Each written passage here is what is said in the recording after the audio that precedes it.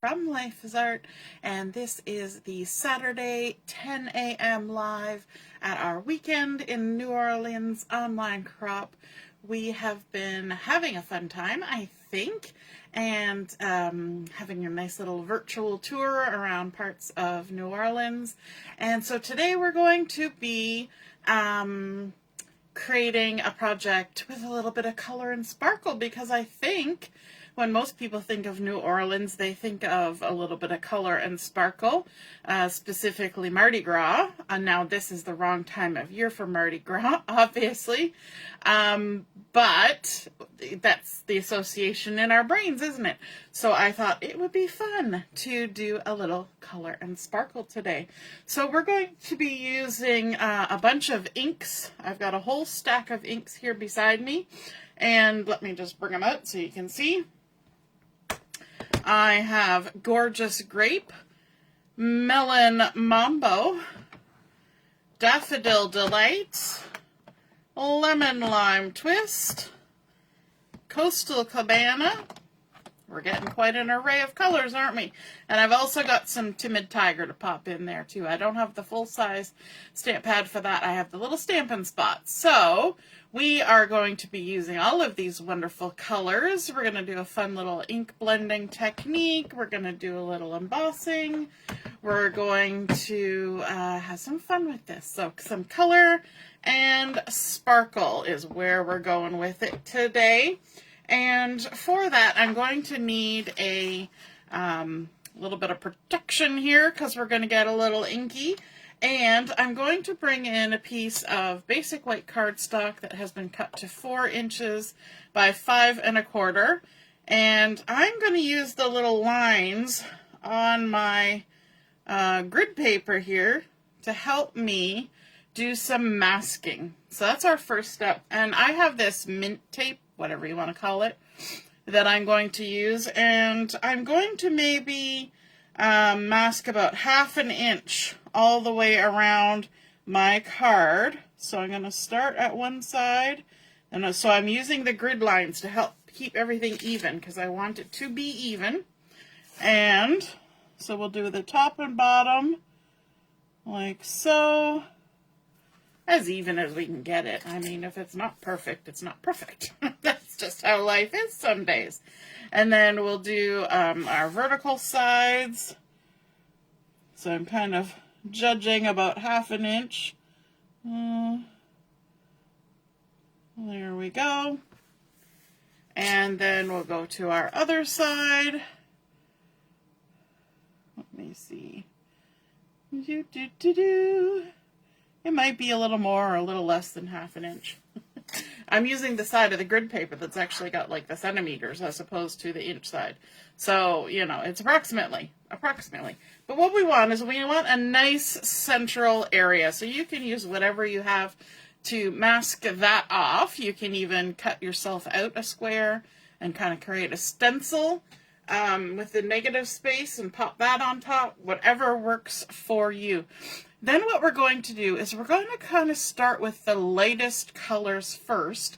And of those colors that I showed you, the yellow, orange, and green kind of colors are the lightest. So we're going to start with the yellow.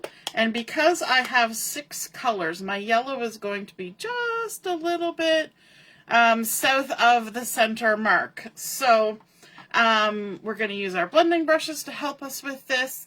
And if you're joining me live, just say hello or howdy so I know you're here. If you're watching later on replay, then drop a comment and say you're joining me later on. I love to hear that you have stopped by to do a little crafty watching and maybe some crafty joining in.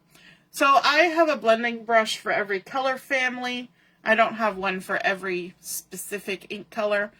So this is my yellow. And so I'm going to get some lovely ink. You'll notice I stuck this down. This is just a little piece of drawer liner that you can get at Houseware Store or Dollar Store. And it helps keep your ink pad from shifting around while you're loading it up with ink, while you're loading up your brushes. So I want to kind of guess where the middle is, and I'm going to come a little bit below that middle. And I'm going to start out light, and I'm going to build the color. And I may come back two colors more than once. You just never know when you're ink blending how things are going to go. And if you start out light, then you can definitely add more color and build on it, okay? So you want kind of an intense-ish color in the center, and then it's going to kind of fade out from there because you want it to blend with the other colors. Okay, so we've got a little bit of yellow on there. I'm going to set that aside, and I'm going to bring in my orange, my Timid Tiger, and I just got this one in my July paper pumpkin, and that was kind of exciting because I didn't have Timid Tiger. So now I get to play around with this kind of orange. And so I do like to come in light, and you might notice that I'm kind of starting off on the side. Sometimes I tap just so that you don't come in right away with a heavy glob of ink. You know, if by accident you picked up a heavy glob of ink, you don't want that to be, you know, permanently there forever and ever. It's a little harder to blend out. So come in light, and then we'll build from there. So that's our orange. And then we can come in with our green, and I'm using the lemon lime twist. So we're getting kind of very citrusy here in the middle, and that's kind of fun. So we're going to add some lemon lime twist. Are you a crafter who likes doing ink blending, or is that something that you're like, I'd prefer if I could just get pattern paper that had something already blended, a nice little colorful ombre. Hey, Mom. Good morning. I don't know if I said hi to Deborah yet or not. Hey, Deborah. She popped on right quick. Sometimes I'm a little slow in the mornings, but today I got right on as my clock was dinging 10 o'clock, and it probably surprised everybody. Oh gosh, she's already on. She's usually kind of slow. All right, now I'm going to come back to my yellow because now we've kind of sandwiched it between those two other colors, and we can build more color and blend it between the two. And that will just kind of keep everything blended nicely. Then we're going to go all the way to the bottom, and we're going to bring in our sort of bluish color. It's not a blue. It's Coastal Cabana. And just add some lovely Coastal Cabana across the bottom. One thing you have to be cautious of, and I had a little bit of hesitancy with a couple of the colors I picked, is that you need to make sure that your colors actually blend nice together. There are certain formulations of ink colors where some of the components of the color may not actually blend well with the color you're trying to blend it with. And that's just a chemical thing. And sometimes you'll get kind of a funky brownish line going on. And a couple of the colors I picked have a tendency to do that, but we're going to try and work around it. So we're going to force it to work a little bit. These colors all seem to blend pretty nice together. And you'll notice I'm kind of coming back to other colors, you know, add a color, go back to the other color. That just helps your blending. Now, our next one we're going to do is the Melon Mambo. And it's these last two colors that have a little bit of a tricky relationship. So let's get our Melon Mambo in here. Blend it across and then kind of go down into the orange. And then a little bit up towards where our last color is going to go.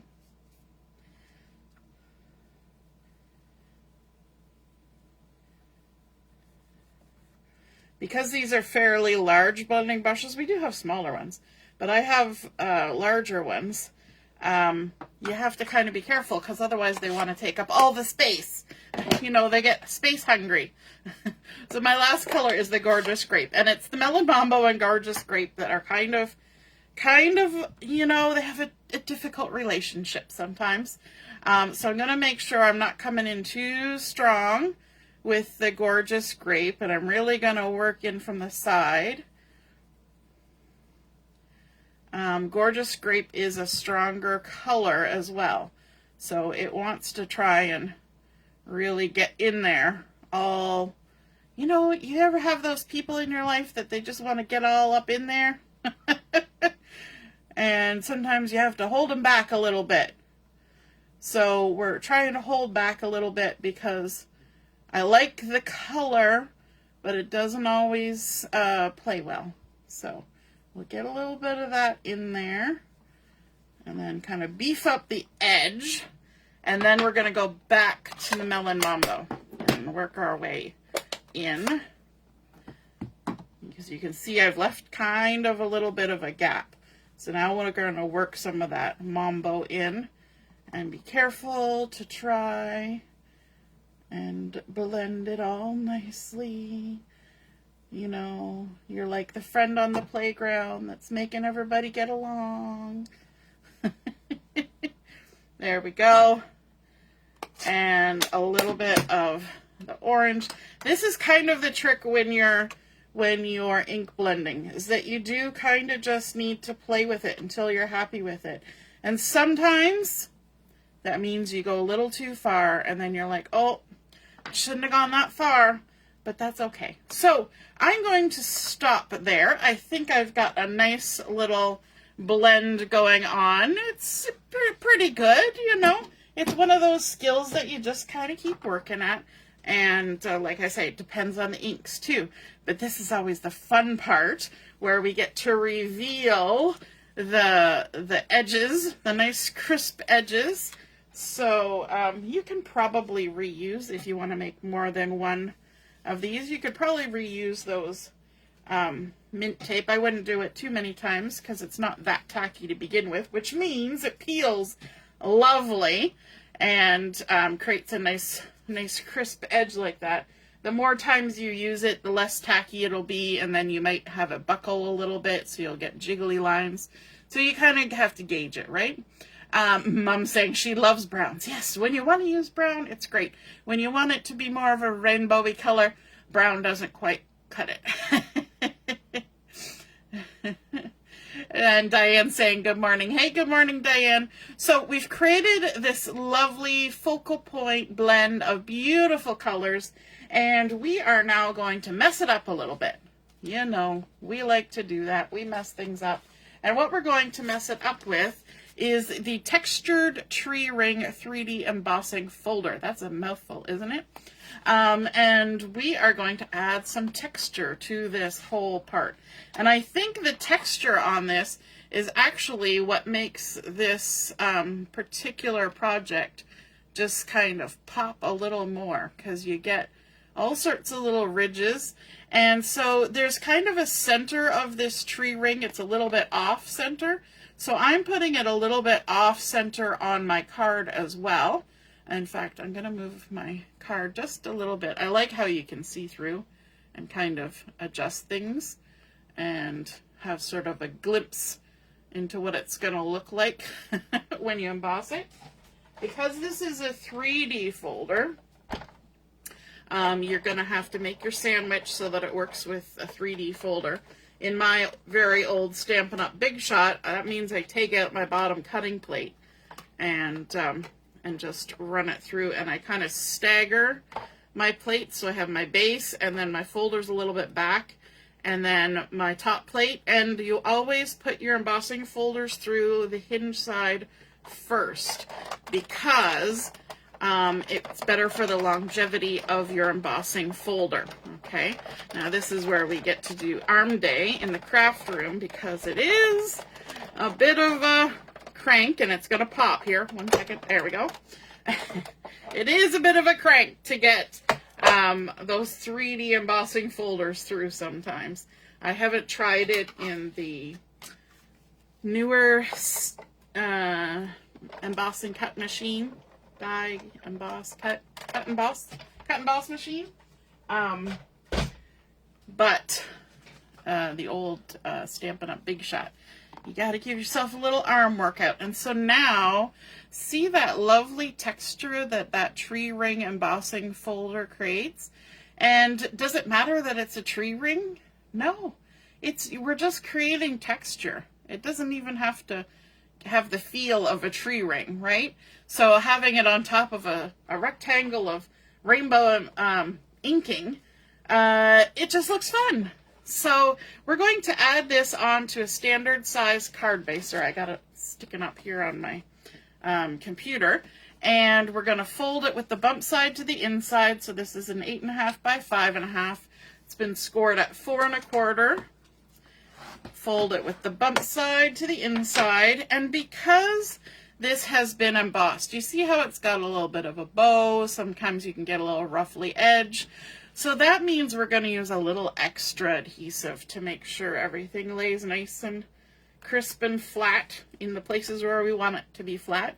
We want all that texture to come from the embossing folder, not from having your paper roughly.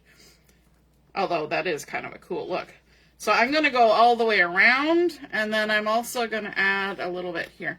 I could use liquid glue, but I've got ink blending on there, and sometimes when the ink, when you're putting the liquid glue inside things that have also been embossed, I think it stretches the fibers of your paper, and then that liquid glue can kind of sink through the paper a little more, and I don't want to mess up, because when liquid glue hits ink, it can do weird things.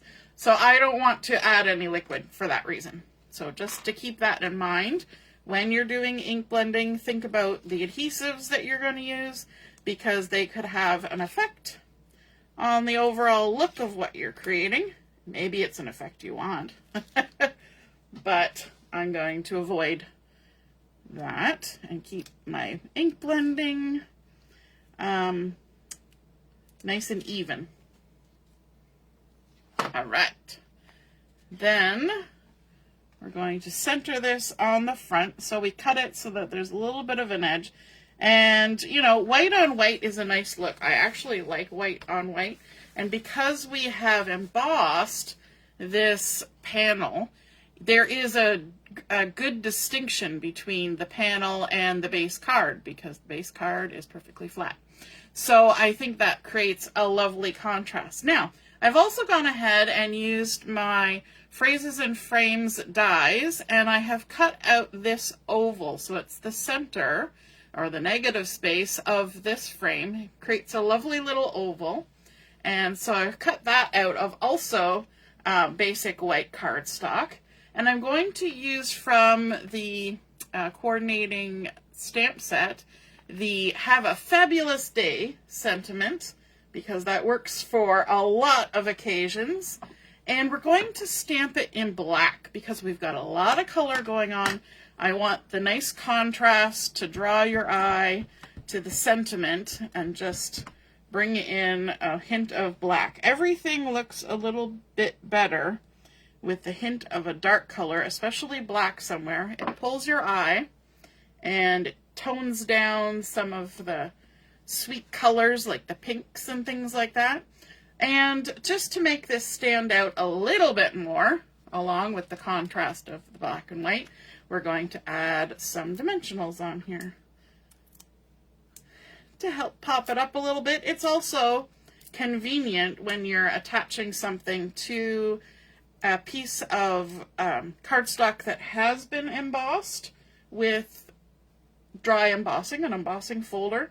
It is very handy to use dimensionals because they stick really well and they'll catch on the raised pieces. And now I want to kind of go outside my little colorful focal point there and just put that right on the edge so it kind of breaks up that outside line a little bit. We worked hard to create those nice straight crisp lines, and now we're going to break them up, but that's okay. So we've added on our sentiment, and now we need to add the sparkle, and for that I'm going to use some Rhinestone Basic Jewels, and they're just nice little clear, sparkly bits. So we're getting light catching off of the texture from the embossing folder, and now we're also going to get some light catching off of our little rhinestones. And we're going to put a few on here. Now, you know me, I kind of, you know, do the obligatory, you know, 3, maybe 5, but we're going to get a little bit cray, like crayfish. We're going to get a little crazy with our bling today because we want to add some sparkle. We're really going for the sparkle here. So we're adding a couple there. And these are in different sizes, although I'm running out of the larger ones. Makes me think I need to add some more to my order. And put that on there. And then let's add another one. So this is a lot more sparkle than you would normally see me put on a card. So if you are somebody who regularly watches me, you're going to be like, woo, she's getting adventurous with the bling today. So there we go. We've got some nice little hints of sparkle going on there with our color and sparkle card. Love how that ink blending creates just a beautiful background, and then the embossing gives it so much texture. You really don't need a lot on here. This is just a nice little card to send a little happy mail to somebody, to give them a little pick-me-up, having a fabulous day using that phrases and frames, dies and stamps.